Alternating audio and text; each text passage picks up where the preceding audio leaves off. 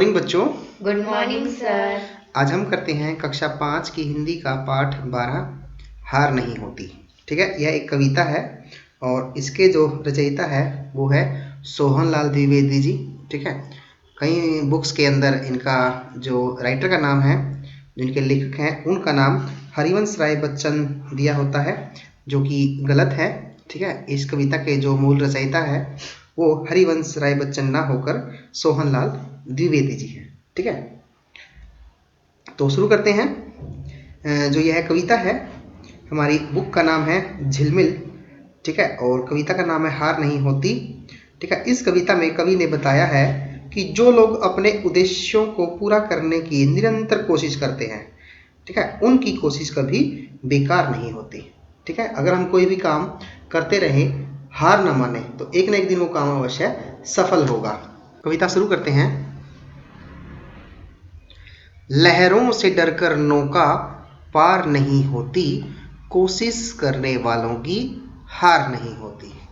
ठीक है, अभी मेरे साथ बोले, लहरों से डरकर नौका पार नहीं होती, लहरों से डरकर नौका पार नहीं होती, कोशिश करने वालों की हार नहीं होती, कोशिश करने वालों की हार नहीं होती। यहाँ शब्द आया लहर। लहर का मतलब क्या होता है? तरंग। और नौका का मतलब नाव। और कोशिश का मतलब प्रयास।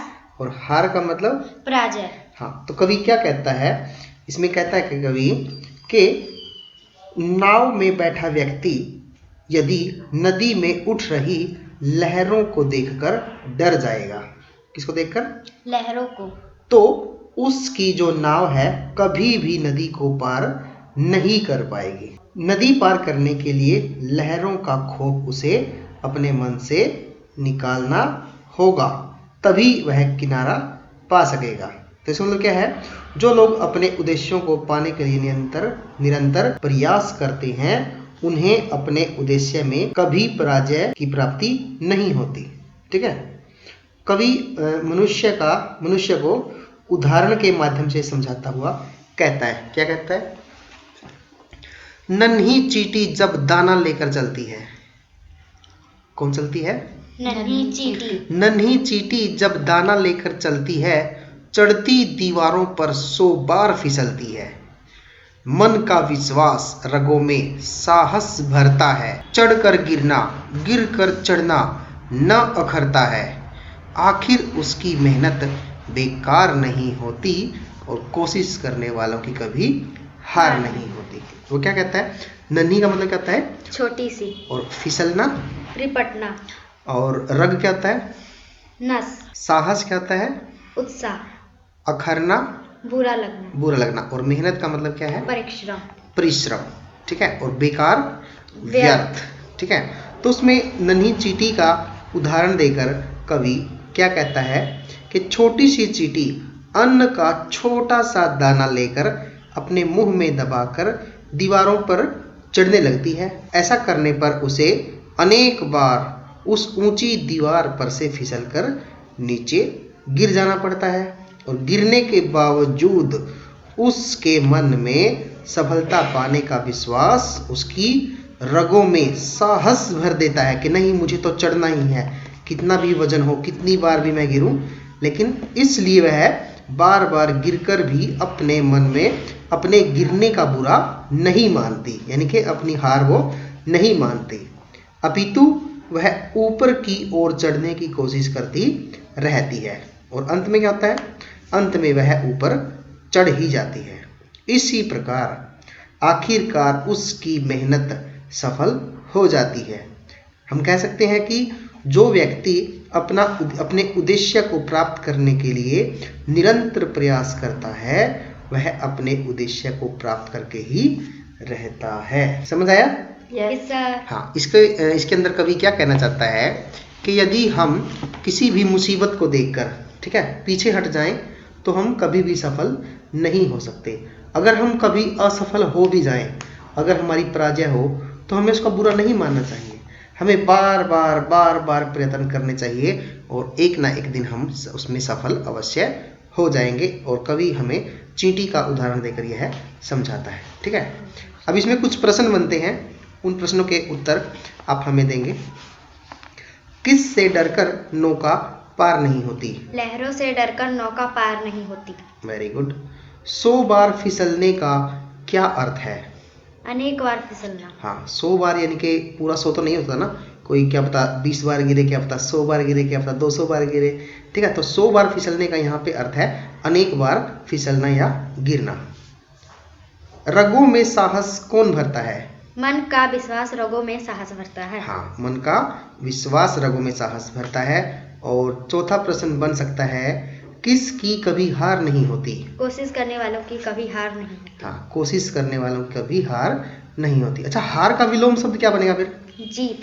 यस, हार का विलोम शब्द क्या बनेगा? जीत। जीत। अब इसके बाद हम इसका दूसरा पहरा देखते हैं। डुबकियां सिंधु में गोताखोर लगाता है, जा जा कर खाली हाथ लौट कर आता है। मिलते न सहज ही मोती गहरे पानी में, बढ़ता दूना उत्साह इसी हैरानी में। मुट्ठी उसकी खाली हर बार नहीं होती, और कोशिश करने वालों की हार नहीं होती। डुबकियां का मतलब क्या होता है? गोते। गोते। और गोताखोर कौन होता है? डुबकियां लगाने वाला। जो समंदर में या गहरे पानी के अंदर जाकर मतलब डुबकियां लगाता है, कुछ अगर डूब जाए ना तो वो निकालते हैं, उसे गोताखोर बोलते हैं। ठीक है। सहज का मतलब क्या होता है? सरलता से। सरलता से या आसानी से। और दूना का मतलब क्या होता है? दुगना। दुगना यानी कि डबल, दो गुना। ठीक है। तो इसमें कवि क्या कहता है कि जो डुबकियां लगाने वाला समुद्र में यानी कि गोताखोर बार बार डुबकी लगाता है, वह पानी में नीचे जा जाकर बार बार खाली हाथ अर्थात समुद्र से बिना कुछ प्राप्त किए ही लौट आता है। समुद्र के गहरे पानी में आसानी से उसे मोतियों की प्राप्ति नहीं होती है ना, कि जो भी मान लो समुद्र में गोताखोर जाते हैं ना, तो वो अगर मोती ढूंढने के लिए जाते हैं तो हर बार तो मोती उनके हाथ में नहीं आता ना, तो हर बार उन्हें मोतियों की प्राप्ति नहीं होती। उसे मोती प्राप्त नहीं हो रहे इस कार्य की असफलता मिश्रित हैरानी उसका उत्साह दुगना कर देती है। और इसी दुगने उत्साह के साथ जब वह पुनः गोता लगाता है तो समुद्र के गर्भ से मोती लेकर ही आता है। इस बार वह समुद्र से खाली हाथ बाहर नहीं आता। जो व्यक्ति अपने उद्देश्य को प्राप्त करने के लिए निरंतर प्रयास करता है, वह अपने उद्देश्य को प्राप्त करके ही रहता है। और कवि इसमें यही हमें समझाना चाहता है कि जो गोताखोर होता है वह सिंधु का मतलब होता है सागर में, कि सागर के अंदर बार बार जाता है मोती ढूंढने के लिए, उसे प्राप्त नहीं होता, लेकिन वह हार थोड़ी मानता है कि अब मुझे प्राप्त नहीं हुए, क्या पता दूसरा गोता लगाए तब भी प्राप्त नहीं हुए। तो वह बार बार ऐसा करता है ना, लेकिन अंततः उसके हाथ में मोती लग ही जाता है, यानी कि उसने बार बार कोशिश की तो क्या हुआ, उसे सफलता मिल गई। ठीक है। तो हमें ये एक बार अगर मान लो जैसे हम कक्षा में अगर फेल हो जाते हैं है ना, या किसी काम को करने में विफल हो जाते हैं, तो हमें हार नहीं माननी चाहिए। हमें अगली बार उससे 2 गुना प्रयास करना चाहिए उसको पाने के लिए। तो कवि यहाँ पर पहले उदाहरण देता है चींटी का, और दूसरा उदाहरण किसका देता है? गोताखोर। अब इसमें से प्रश्न देखते हैं। सिंधु में डुबकियां लगाने वाले को क्या कहते हैं? यानी कि जो सागर में यानी कि गोते लगाते हैं, ठीक है, डुबकियां लगाते हैं, उसे क्या बोलते हैं? गोताखोर। गहरे पानी में सहज ही किसकी प्राप्ति नहीं होती? गहरे पानी में सहज ही मोतियों की प्राप्ति नहीं होती। हाँ। किस हैरानी से गोताखोर का उत्साह दुगना हो जाता है? असफलता की हैरानी से गोताखोर का उत्साह दुगना हो जाता है। हर बार मुट्ठी खाली नहीं होने का क्या अर्थ है? हर बार असफलता न मिलना। हाँ। सहज का विलोम शब्द क्या बनेगा? असहज। असहज। Very good. तो अब देखते हैं इसका तीसरा जो पद्यांश है उसको देख लेते हैं। असफलता एक चुनौती है, स्वीकार करो। चुनौती मतलब कहता है ललकार। ठीक है। असफलता एक चुनौती है, स्वीकार करो, क्या कमी रह गई देखो और सुधार करो। जब तक न सफलता हो नींद चैन को त्यागो तुम, संघर्षों का मैदान छोड़ मत भागो तुम। कुछ किए बिना ही जय जयकार नहीं होती, कोशिश करने वालों की हार नहीं होती। चैन की नींद क्या मतलब कहता है यहाँ से? आराम से ना बैठना। ठीक है। और संघर्ष का मतलब होता है जूझना। तो इसमें देखते हैं कवि क्या कहता है।